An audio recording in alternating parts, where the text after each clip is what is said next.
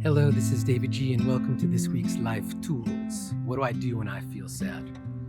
What do I do when I'm in pain? And obviously, my philosophy is whatever works. But one of the most important things we need to understand, and truly one of our greatest learnings on the spiritual path, is to understand our emotions. Just yesterday, I read an article from one of my greatest teachers who said the moment you have a negative emotion, turn it on its head and have a positive emotion instead. Again, whatever works. My feeling is that we can truly grow and take our largest steps, our most profound steps on our journey to personal development and on this spiritual path simply by sitting with our emotions. We have a natural inclination to, whenever we find ourselves in that yum yuck mode, to instantly resist the yuck and reach for the yum. But that creates this cycle of us always seeking happiness the moment we experience sadness or pain. We don't learn from that. We will then always get caught in that knee-jerk reaction of like, ow, that hurts. Let me seek an ice cream soda. The ancient Buddhist teachings tell us to actually sit with the pain, become familiar with the sadness, with the emotion, with whatever that thing is that we're feeling. Because once we can become familiar with it, it will dissipate.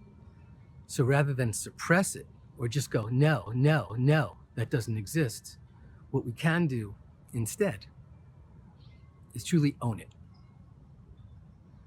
Sadness is just a symptom that somewhere you have gone against the balance in your life. So rather than resisting the symptom and ignoring it, why don't we become more friendly with it? That's the concept of Maitreya. It's self-friendliness. How kind can you be to yourself? And often that includes just sitting with your pain, sitting with it to understand it, to allow it, to get to the core of your tender heart. Learn to love your heart and learn to understand your emotions. And in that moment, you will get softer. Yes, you will cry tears. Yes, you will experience even deeper pain, perhaps. So the next time you have a negative emotion, a sadness emotion, and I've said many times, we all need to visit the land of hurts and wounds, but nobody needs to live there. So I'm not talking about if you happen to be living in that pain and it's been 6 months and it is time to be released into the past. But right now, we should know that when we feel bad, when we feel sad, when we feel shame, when we feel guilt, sitting with that pain and truly allowing it, accepting that that's what you're feeling in that moment, brings about a tenderizing, a humility, a beautiful awakening in your heart.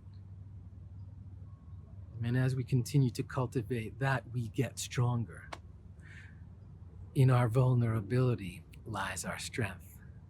But if we just shut it down and instantly change the channel, then we're not allowing ourselves to truly build up that strength, to create that resilience. So let's explore that this week.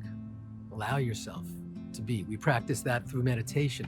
We practice that through patience. We practice that through just sitting and allowing.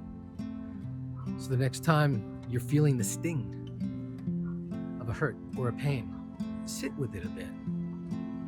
Sit with it until it is no more. Keep meditating. And in the meantime, I'll see you in the gap.